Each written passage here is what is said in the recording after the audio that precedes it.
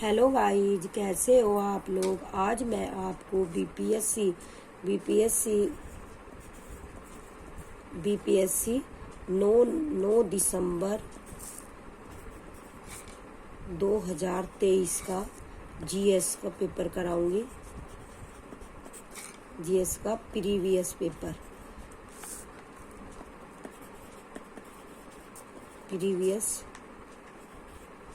Previous paper कराऊंगी। देखिए आप, और इसमें मैथ के क्वेश्चन नहीं होंगे आपके। इसमें हिस्ट्री और ज्योग्राफी और साइंस के क्वेश्चन होंगे।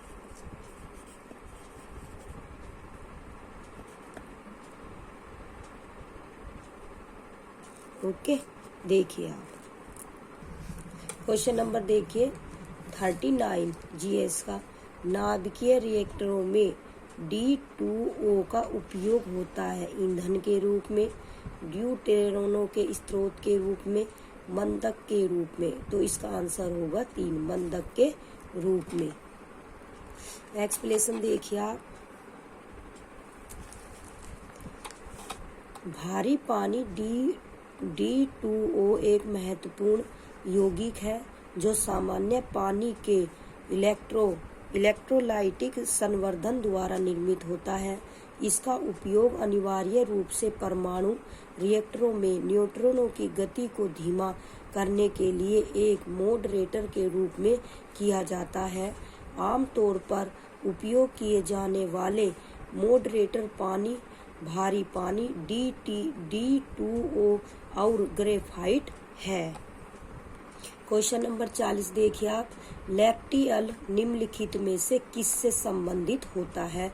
दुग्ध उत्पादन से, लैक्टिकल अम्ल स्त्राव से, नंबर 3 वसा अवशोषण से। तो इसका आंसर होगा 3, वसा अवशोषण से। अब इसकी एक्सप्लेनेशन देखिए आप। लसिका तंत्र पाचन तंत्र से वसा और वसा में घुलनशील विटामिन के अवशोषण और उसके बाद इन पदार्थों को परिसंचरण तंत्र तक पहुंचाने में मदद करता है।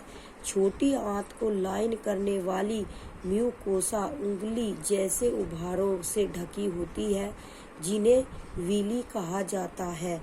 प्रत्येक विलीस के केंद्र में रक्त केशिकाएं और विशेष लसिका केशिकाएं होती हैं जिन्हें लैक्टियल्स कहा जाता है। रक्त केशिकाएं अधिकांश पोषक तत्वों को अवशोषित करती हैं, लेकिन वसा और वसा में घुलनशील विटामिन लैक्टियल द्वारा अवशोषित होते हैं। लैक्टियल्स में लसिका अपनी उच्च वसा सामग्री के कारण दूधिया दिखाई देती है और इसे काइल कहा जाता है। क्वेश्चन नंबर 41 प्रकाश संश्लेषण के अध्ययन से संबंधित वनस्पति विज्ञान की शाखा है।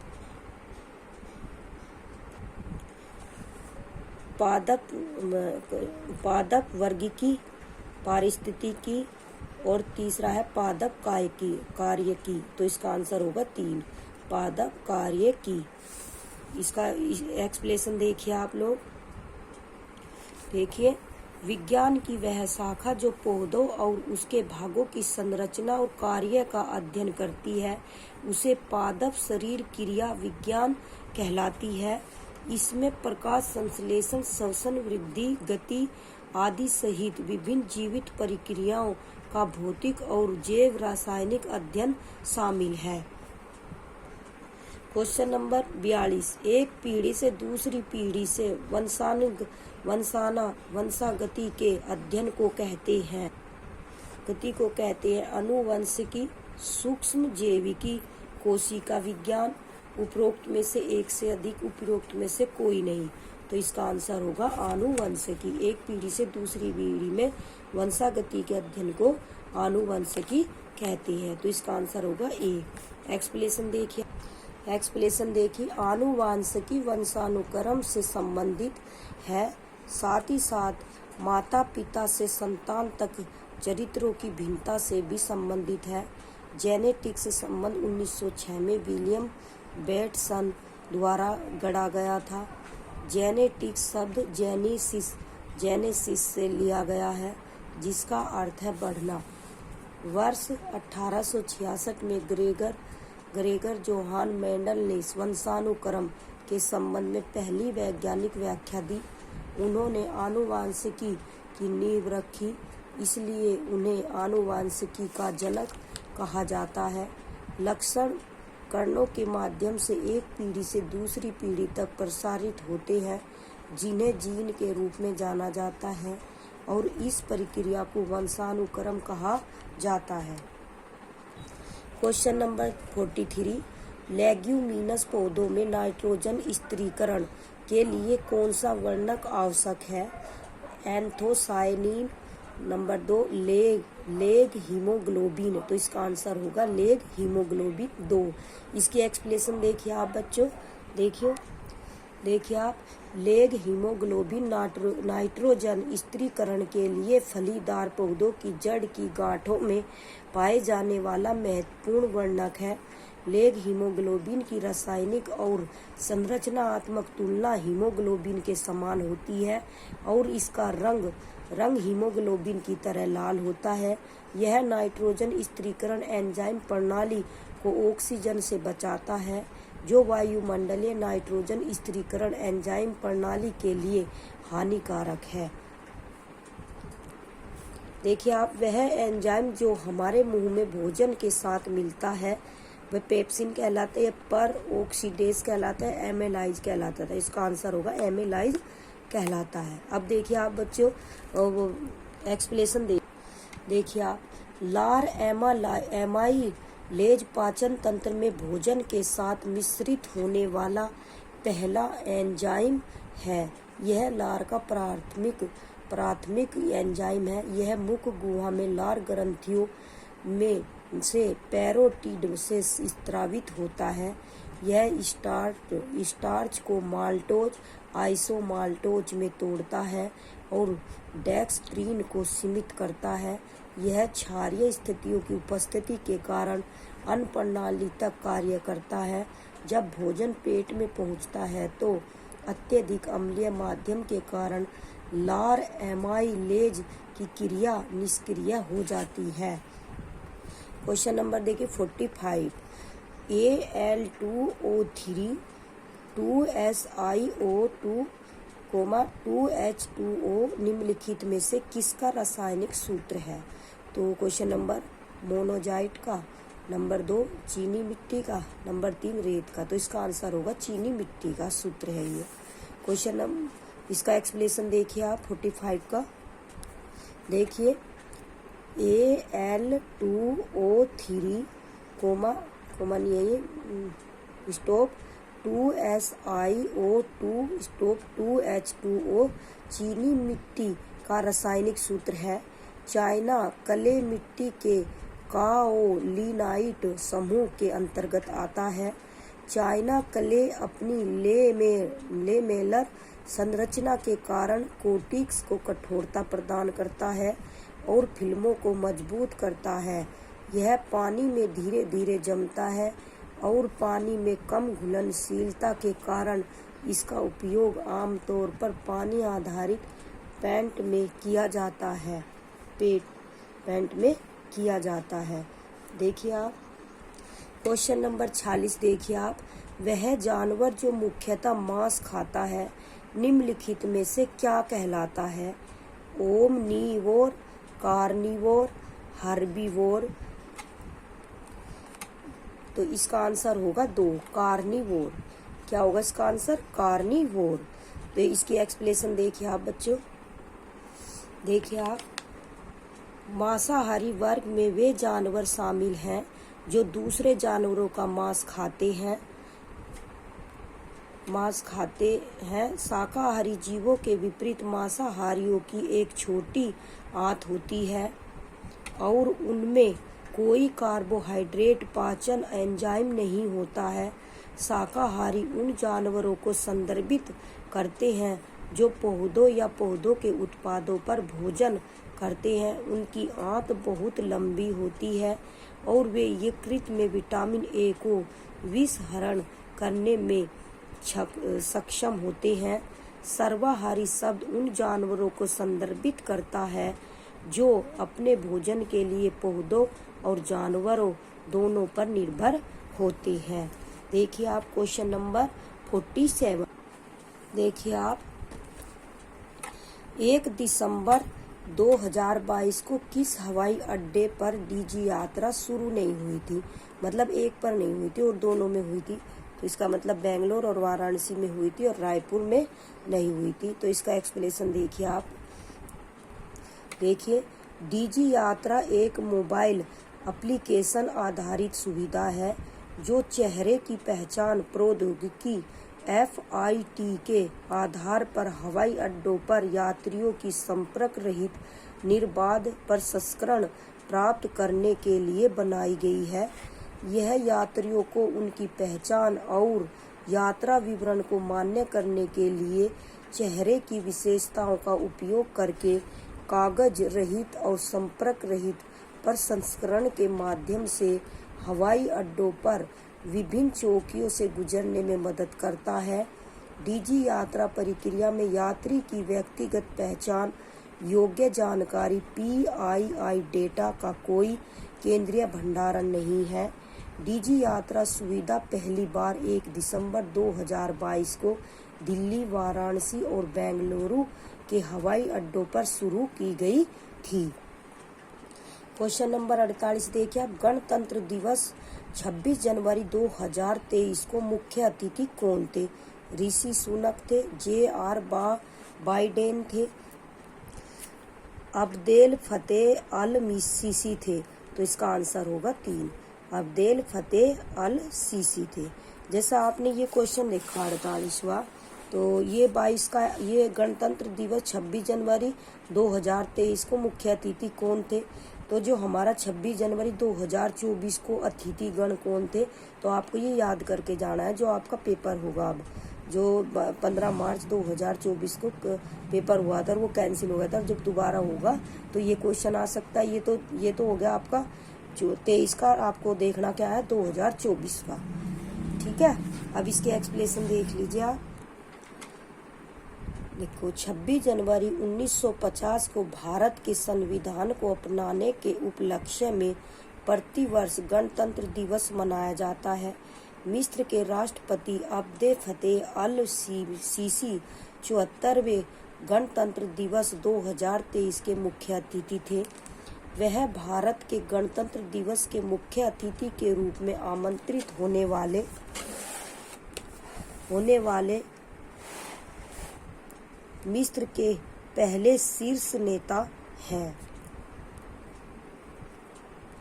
Question number 49। 5वां यूरोपीय संघ भारत प्रतियोगिता सप्ताह 2022 कहाँ आयोजित किया गया था। मुंबई में, बेंगलुरु में, नई दिल्ली में। उपरोक्त में से एक से अधिक, उपरोक्त में से कोई नहीं। तो इसका आंसर होगा 3, नई दिल्ली में। पांचवा यूरोपीय संघ भारतीय प्रतियोगिता सप्ताह 2022 कहाँ आयोजित किया गया था। नई दिल्ली में। तो एक्सप्लेनेशन देखिए बच्चों आप। देखिए 5वीं EU भारत प्रतिस्पर्धा सप्ताह 5 से 7 दिसंबर 2022 के बीच नई दिल्ली में आयोजित हुआ।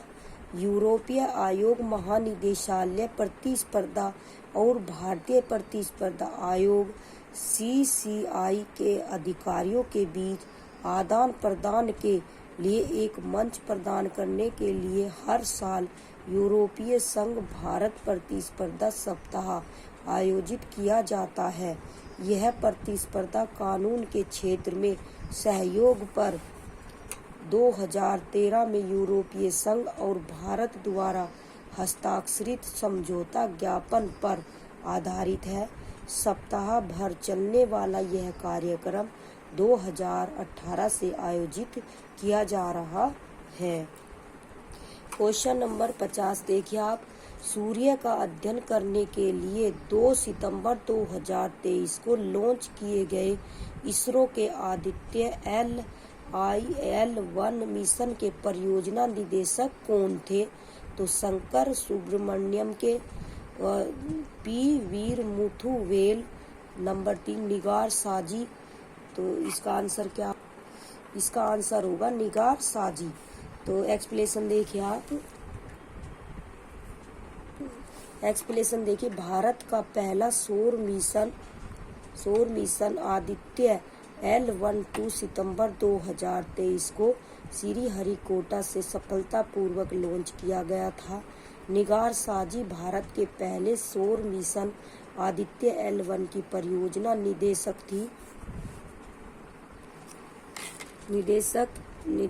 थी।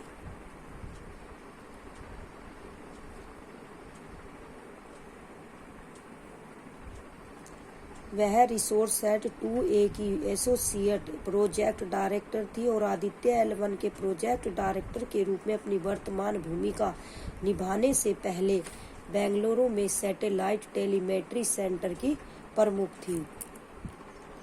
क्वेश्चन नंबर 51 देखिए, संयुक्त राज्य अमेरिका में कौन सा राज्य विधायिका पहला राज्य बन गया जिसने दक्षिण एशियाई मूल के लोगों के लिए जाति के आधार पर भेदभाव को गैरकानूनी घोषित करने के लिए मतदान किया है, जिनका आरोप है कि उन्हें रोजगार और आवास निष्पक्षता के लिए पारंपरिक अमेरिकी सुरक्षा उपायों से बाहर रखा गया है?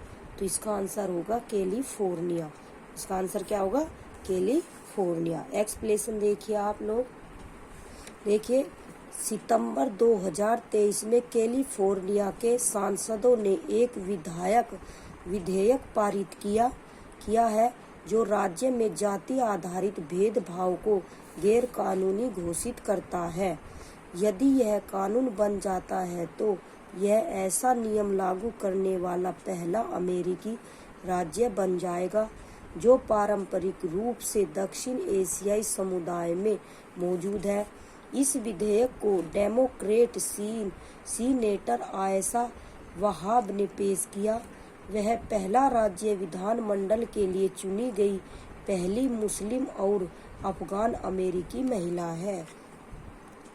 क्वेश्चन नंबर 52 देखिए आप। हाल ही में किस देश ने रूबेला के सफल उन्मूलन की घोषणा की है? Cuba, Bolivia, Bhutan. तो इसका आंसर होगा 3। हाल ही में भूटान देश ने रूबेला के सफल उन्मूलन की घोषणा की है। एक्सप्लेनेशन देखिए आप दोस्तों। जुलाई 2023 में विश्व स्वास्थ्य संगठन दक्षिण पूर्व एशिया क्षेत्र ने घोषणा की कि भूटान और तिमोर लेस्ते ने रूबेला को खत्म कर दिया है।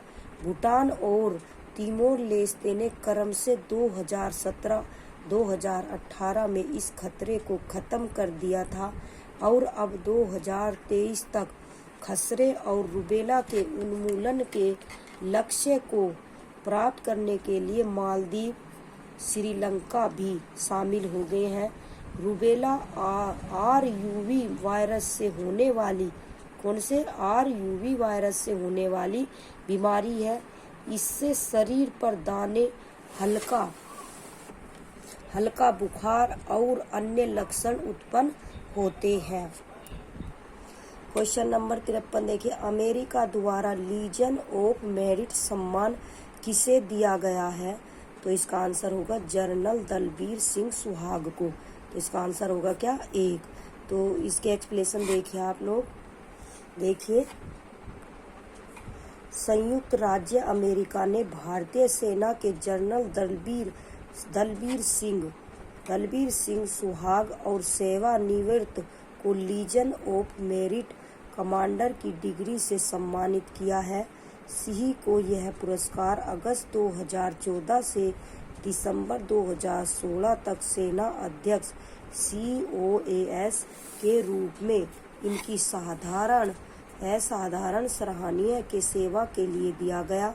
इसके साथ वह यह पुरस्कार पाने वाले दूसरे भारतीय बन गए हैं। इससे इसे सबसे पहले 1946 में प्राप्त करने वाले जनरल राजेंद्र सिंह जडेजा थे। Question number 54, India pride project का उद्देश्य है विदेशों में रह रहे भारतीयों को न्याय दिलाना।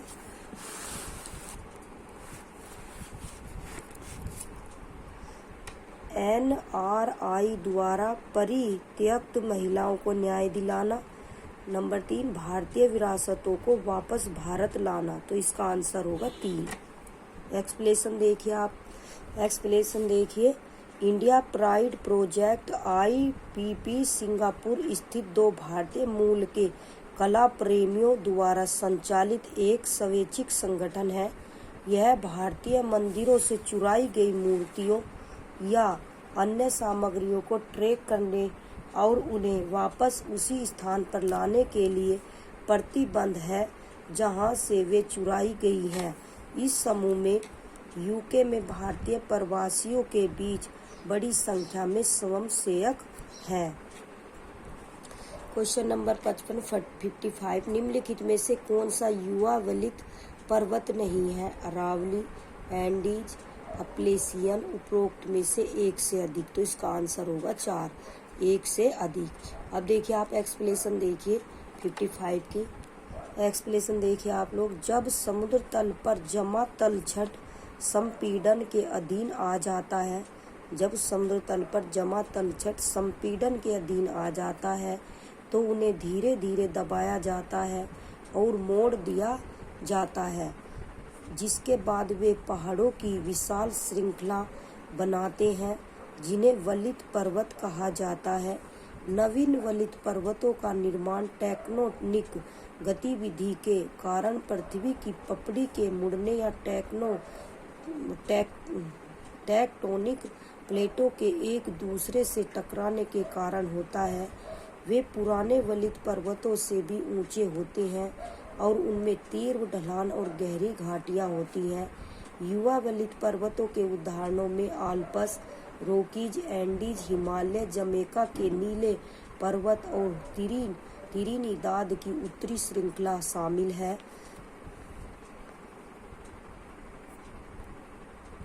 क्वेश्चन नंबर 56, निम्नलिखित क्षेत्रों में से किस क्षेत्र की न्यून हिम रेखा है? भूमध्य रेखीय क्षेत्र, हिमालय क्षेत्र, आल्प्स क्षेत्र। तो इसका आंसर होगा 3। एक्सप्लेनेशन देखिए आप। देखिए, हिम रेखा जमीन की सतह पर स्थित एक अनियमित रेखा है जहां हिमपात का संचय अपक्षय, पिघलना और वाष्पीकरण के बराबर होता है। हिम रेखा को उच्च ऊंचाई के रूप में जाना जा सकता है जिसके ऊपर बर्फ की उपस्थिति लगातार देखी जाती है। इस ऊंचाई पर बर्फ कभी भी द्रवीकृत नहीं होती है। भूमध्य रेखा पर या उसके करीब यह आमतौर पर लगभग 4500 मीटर पर होता है। उष्णकटिबंधीय क्षेत्रों से परे जैसे जैसे अक्षांश बढ़ता है, बर्फ की रेखा उत्तरोत्तर कम होती जाती है। आल्प्स में 2700 मीटर से ठीक नीचे और ध्रुवों के पास बर्फ की चोटियों पर समुद्र के स्तर तक यह सीमा गिरती है। क्वेश्चन नंबर 57, कर्क रेखा द्वारा सर्वाधिक क्षेत्र आच्छादित है? रांची का पठार, मालवा का पठार, छोटा नागपुर का पठार। तो इसका आंसर होगा मालवा का पठार। तो एक्सप्लेनेशन देखिए आप लोग। कर्क रेखा गुजरात, राजस्थान, मध्य प्रदेश, छत्तीसगढ़, झारखंड, पश्चिम बंगाल, त्रिपुरा, मिजोरम से होकर गुजरती है। मालवा का पठार अरावली और विंध्य पर्वतमाला के बीच स्थित है। यह उत्तर में मध्य भारत पठार और बुंदेलखंड उपभूमि, पूर्व और दक्षिण में विंध्य पर्वतमाला और पश्चिम में गुजरात के मैदानों से घिरा है। ज्वालामुखीय उत्पत्ति के इस पठार में मध्य प्रदेश राज्य और दक्षिण पूर्वी राजस्थान राज्य शामिल हैं। एक बार और देखिए आप। कर्क रेखा गुजरात, राजस्थान, मध्य प्रदेश, कर्क रेखा कौन कौन से राज्यों से होकर गुजरती है? ये देखिए आप, गुजरात से गुजरती है, राजस्थान से, मध्य प्रदेश से, छत्तीसगढ़ से, झारखंड से, पश्चिम बंगाल से, त्रिपुरा और मिजोरम से होकर गुजरती है। मालवा का पठार अरावली और विंध्य पर्वतमाला के बीच स्थित है। मालवा का पठार किसके बीच स्थित है? अरावली और विंध्य पर्वतमाला के बीच स्थित है। यह उत्तर में मध्य और भारत पठार और बुंदेलखंड उपभूमि, पूर्व और दक्षिण में विंध्य पर्वतमाला और पश्चिम में गुजरात के मैदानों से घिरा है। ज्वालामुखी उत्पत्ति के इस पठार में मध्य प्रदेश राज्य और दक्षिण पूर्वी राजस्थान राज्य शामिल है। क्वेश्चन नंबर 58, कांटेदार जंगल नहीं पाए जाते कर्नाटक में, आंध्र प्रदेश में, तमिलनाडु में। तो इसका आंसर होगा तमिलनाडु में कांटेदार जंगल नहीं पाए जाते। ठीक है, क्वेश्चन इसका एक्सप्लेनेशन देखिए। 58 का, उष्ण कटिबंधीय कांटेदार जंगल उन क्षेत्रों में पाए जाते हैं जहां 50 सेंटीमीटर से कम वर्षा होती है। इनमें विभिन्न प्रकार की घासें और झाड़ियां शामिल हैं। इसमें दक्षिण पश्चिम पंजाब, हरियाणा, राजस्थान, गुजरात, मध्य प्रदेश, उत्तर प्रदेश के अर्ध शुष्क क्षेत्र शामिल हैं। कांटेदार जंगल आमतौर पर कम वर्षा वाले अर्ध शुष्क क्षेत्रों में पाए जाते हैं, आमतौर पर प्रति वर्ष 70 सेंटीमीटर से कम, जबकि तमिलनाडु में कुछ शुष्क क्षेत्र हैं। राज्य में कुल मिलाकर कांटेदार जंगलों की तुलना में अधिक वर्षा होती है। इसके अतिरिक्त तमिलनाडु की अधिकांश प्राकृतिक वनस्पति को कांटेदार जंगलों के बजाय उष्ण कटिबंधीय शुष्क चौड़ी पत्ती वाले जंगलों या झाड़ियों के रूप में वर्गीकृत किया गया है। क्वेश्चन नंबर 59, किस राज्य में सबसे अधिक लेटेराइट मिट्टी है? तो उत्तर प्रदेश में, बिहार में, मेघालय में। तो लेटेराइट मिट्टी मेघालय में है। इसके एक्सप्लेनेशन देख लीजिए आप। लेटेराइट मिट्टी उच्च तापमान और उच्च वर्षा वाले क्षेत्रों में विकसित होती है। ये उष्ण कटिबंधीय वर्षा के कारण तीव्र निछालन का परिणाम है। बारिश के साथ चूना और सिलिका बह जाते हैं और लौह ऑक्साइड और एल्यूमीनियम यौगिक से समृद्ध मिट्टी पीछे रह जाती है। इस मिट्टी में कार्बनिक पदार्थ, नाइट्रोजन, फास्फेट और कैल्शियम की कमी होती है, जबकि आयरन ऑक्साइड और पोटास अधिक मात्रा में होते हैं।